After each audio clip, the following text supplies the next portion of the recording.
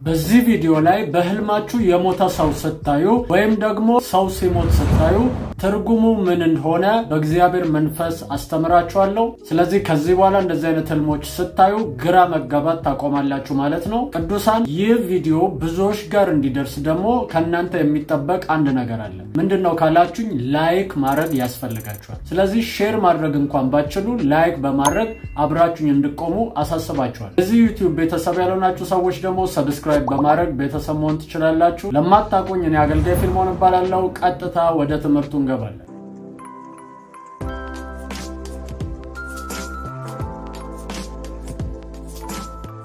ሰላም ለእናንተውን ቅዱሳን እንደናችሁ። ህይወት ሁሉ መልካም ነው። መልካም እንደሆነ ከጌታ ጋር አምናለሁ። ይህ ዓመት እግዚአብሔር እናንተን የሚባርክበት ለብዙዎች ወንጌልን የምታደርሱበት ዓመት ይሆንላችኋል ብዬ አምናለሁ። እና ብዙ ሰዎች በህልማቸው ቅርብ የሆነ ሰው ቤተሰባቸው ሲሞት ያያሉና በዚህ ህልም ምክንያት እጅግ በጣም ይረበሻሉ፣ ይጨነቃሉ። አንዳንዶች ደግሞ ከዚህ በፊት የሚያውቁት የሞተ ሰውን በህልማቸው ያያሉ። የቤተሰብ አባልም ሊሆን ይችላል። እና በጣም በዚህ ምክንያት ሲጨነቁና ሲረበሹ ያያሉ። እና ይሄ ህልም ትርጉሙ ምን ማለት ነው የሚለውን ነገር እግዚአብሔር ባስረዳኝ መንገድ አስተምራችኋለሁ ማለት ነው። ስለዚህ እንደዚህ አይነት ህልም ላዩ ሰዎች ሁሉ ይህንን ቪዲዮ እንድታደርሱልኝ እናንተም ደግሞ ቪዲዮን ጨርሳችሁ እንድትመለከቱ አሳስባችኋለሁ። የመጀመሪያው የምታውቁት ሰው ወይም ደግሞ የቤተሰብ አባል የሆነ ሰው በህልማችሁ ሲሞት ካያችሁ ከናንተ ህይወት ጋር ቀጥታ የተገናኘ ሊሆን ይችላል። ምን ማለት ነው? ከነዛ ሰዎች ጋር ላይገናኝ ይችላል። ለምሳሌ እህታችሁ ወይ እናት አባታችሁ ሲሞቱ በህልማችሁ አይታችሁ እጅግ በጣም ስታዝኑ ልታዩ ትችላላችሁ። ይሄ ከናንተ ህይወት ጋር ቀጥታ ይገናኛል። ምንድነው ካላችሁኝ እናት አባቶቻችሁ የቤተሰብ አባሎቻችሁ እጅግ በጣም የምትወዷቸው የምትሳሱላቸው ሰዎች ናቸው። ስለዚህ በህይወታችሁ ላይ እጅግ በጣም የምትወዱት የምትሳሱለት ነገር ግን እግዚአብሔር በህይወታችሁ ላይ እንዲቆይ የማይፈልገው ባህሪያችሁ ሊሆን ይችላል እና ደግሞ የምትፈልጉት እናንተ ጋር ያለ ነገር ሊሆን ይችላል። ስለዚህ እግዚአብሔር የማይጠቅማችሁን እናንተ ግን የምትወዱትን ነገር ከናንተ ህይወት ሊቆርጠውና ሊያስወግደው እንዳለ የሚያሳይ ህልም ሊሆን ይችላል ማለት ነው። የዚህ ህልም ደግሞ ኔጌቲቭ ሳይድ ሊኖረው ይችላል። ያ ኔጌቲቭ ሳይዱ ደግሞ ምንድነው ከተባለ እናንተ የምትወዱት የምትሳሱለት አጠገባችሁ ያለ ነገር ለምሳሌ መንፈሳዊ ህይወታችሁ ሊሆን ይችላል፣ የመጽሐፍ ቅዱስ የማንበብ ህይወታችሁ ሊሆን ይችላል፣ ፋይናንሳችሁ በረከታችሁ ሊሆን ይችላል። ይህንን ነገር ሰይጣን ሊቀማችሁና ከናንተ ሊነጥለው እንዳለ የሚያሳይ ህልም ነው። ነገር ግን እዚህ ጋር እነዚህ ነገሮች እንዴት ነው መለየት የምንችለው? እግዚአብሔር መወደውን ነገር ከኔ ሊወስድ እንዳለ ወይም ደግሞ ሰይጣን ከኔ ያንን ነገር ሊነጥቅ እንዳለ መለየት የምችለው እንዴት ነው ካላችሁኝ በጸሎት በእግዚአብሔር ፊት በመሆን እግዚአብሔር ምልክትን እንዲሰጣችሁ ጠይቁ ወይም ለምኑ። ለምን ካላችሁኝ ሁለቱንም ህልሞች ስታዩ በህልም ውስጥ ሐዘን ሊሰማችሁ ይችላል። ለምን ከተባለ የምትወዱትን ነገር እግዚአብሔር ሲወስድባችሁ ደስታ ላይሰማችሁ ይችላል፣ ሐዘን በልባችሁ ሊመጣ ይችላል። ነገር ግን ደግሞ ሰይጣንም ከናንተ በረከታችሁን መንፈሳዊ ነገራችሁን ሊወስድ እንዳለ ስታዩ ሐዘን መምጣቱ አይቀርም። ስለዚህ በሐዘኑ ስሜት ልትለዩት አትችሉ። ስለዚህ እግዚአብሔር ፊት በጸሎት በጾም ሆናችሁ ምን አይነት መልእክት እንዳለው መለየት ይኖርባችኋል። ያንን ነገር ከለያችሁ በኋላ ኔጌቲቭ ከሆነ እጅግ በጣም መቃወም አለባችሁ። ፖዚቲቭ ከሆነ ደግሞ እግዚአብሔርን እያመሰገናችሁ ያንን ነገር ለመቀበል መዘጋጀት ይኖርባችኋል ማለት ነው። ሶስተኛ ደግሞ ይህንን ህልም ስታዩ ምናልባት ቀጥታ ሊሆንም እንደሚችል ልታስተውሉ ያስፈልጋችኋል። ሲሞት ያያችሁትን ሰው ሊሞት እንዳለ የሚያሳይ ቀጥታ ህልምም ሊሆን ይችላል። አንዳንዶቻችን የምናያቸው ህልሞች ቀጥታ ናቸው። አንዳንዶቻችን ደግሞ በምልክትና በሲምቦል የሆኑ ህልሞችን እናልማለን። ስለዚህ የናንተ የህልም አይነት ምን አይነት እንደሆነ ማስተዋል አለባችሁ። አብዛኛውን ጊዜ የምታዩት ቀጥታ ነው ወይስ በምልክት ነው የሚለውን ነገር ማረጋገጥ ይኖርባችኋል። ቀጥታ የምታዩ ሰዎች እግዚአብሔር ቀጥታ ነው የሚያሳያችሁ። ነገር ግን በምልክት ደግሞ እግዚአብሔር ያለማመዳችሁ ሰዎች በምልክት ነው የሚያወራችሁ። ስለዚህ ምናልባት የናንተ ቀጥታ ላይሆን ይችላል። ቀጥታ ግን ነገሮችን የምታዩ ሰዎች ከፋሚሊያችሁ ጋር የተገናኘ ሞት ሊሆን ስለሚችል አጥብቃችሁ ይህንን ሞት መቃወም ይኖርባችኋል።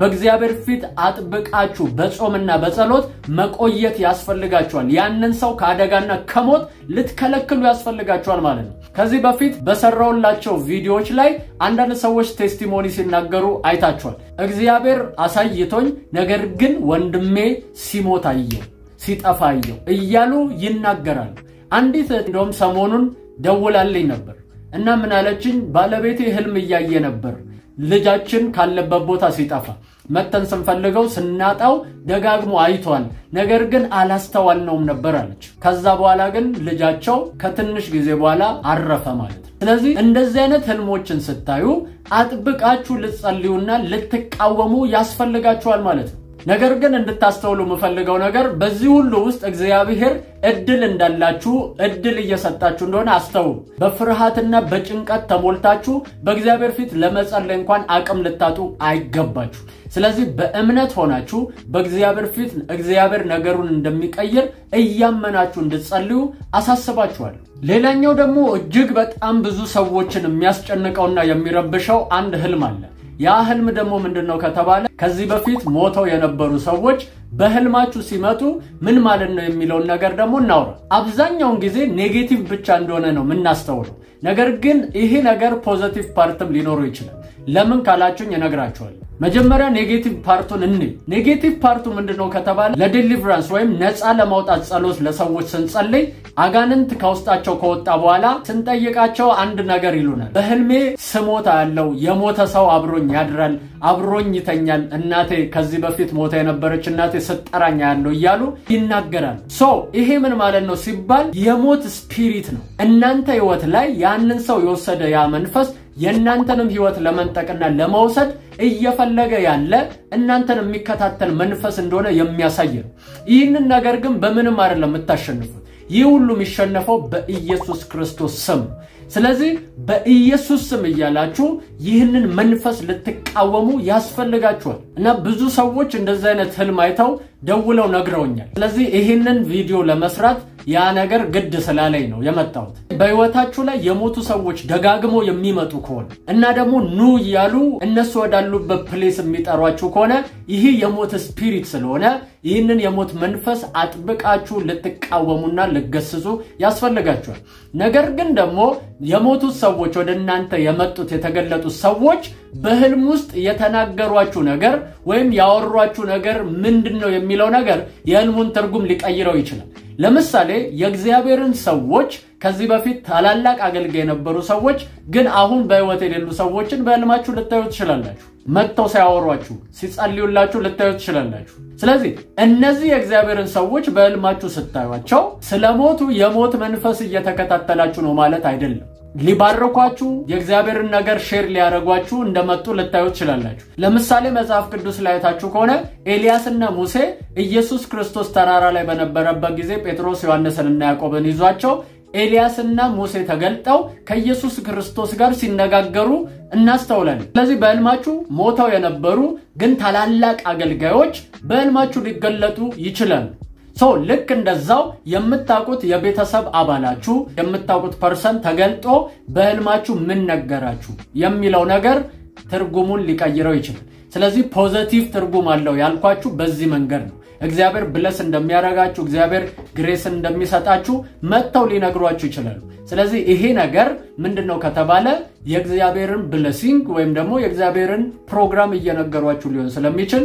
ያንን ነገር ሪሲቭ ልታረጉ ያስፈልጋችኋል ማለት ነው ስለዚህ ከዚህ በኋላ በማስተዋል በመረዳት በመንፈስ ሆናችሁ ነገሮችን እየመረመራችሁ ልትጸልዩ ልትቃወሙና በእግዚአብሔር ፊት ልትሆኑ ያስፈልጋችኋል ተወዳችኋል ቅዱሳን ጌታን መቀበል ፈልጋለሁ የምትሉ ሰዎች አሁን መጸልዩን ጸሎት አብራችሁኝ ትጸልያላችሁ ከዛ በኋላ መጨረሻ ላይ በሚቀመጠው ስልክ ቁጥር ጌታን ተቀበያለሁ መማር ፈልጋለሁ ይያላችሁ ሜሴጅ ትጽፉልኛላችሁ እኔ የምለውን በማለት ኢየሱስን ወደ ህይወታችሁ ጋብዙት እግዚአብሔር አምላክ ሆይ ዛሬ ወደ አንተ ስለጠራኝ አመሰግናለሁ እግዚአብሔር ሆይ እኔ ኃጢአተኛ ነኝ ኃጢአቴን ይቅር በለኝ መተላለፌን ደምስስልኝ ክቡር በሆነው በልጅ በኢየሱስ ክርስቶስ ደም ከኃጢአቴ ሁሉ አንጻኝ እግዚአብሔር ሆይ ዓለምን፣ ሰይጣንን፣ ሥራውን ክጄአለሁ።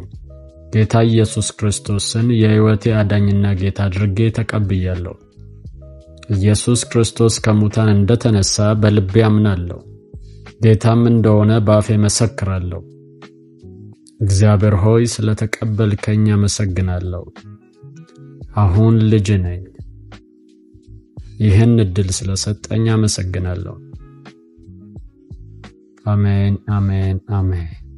አሁን ጌታን እንደ ግል አዳኛችሁ አድርጋችሁ የተቀበላችሁ ሰዎች ትምህርት ለመማር በዚህ ስልክ ቁጥር ደውሉልኝ 0920 999642 ተባረኩ።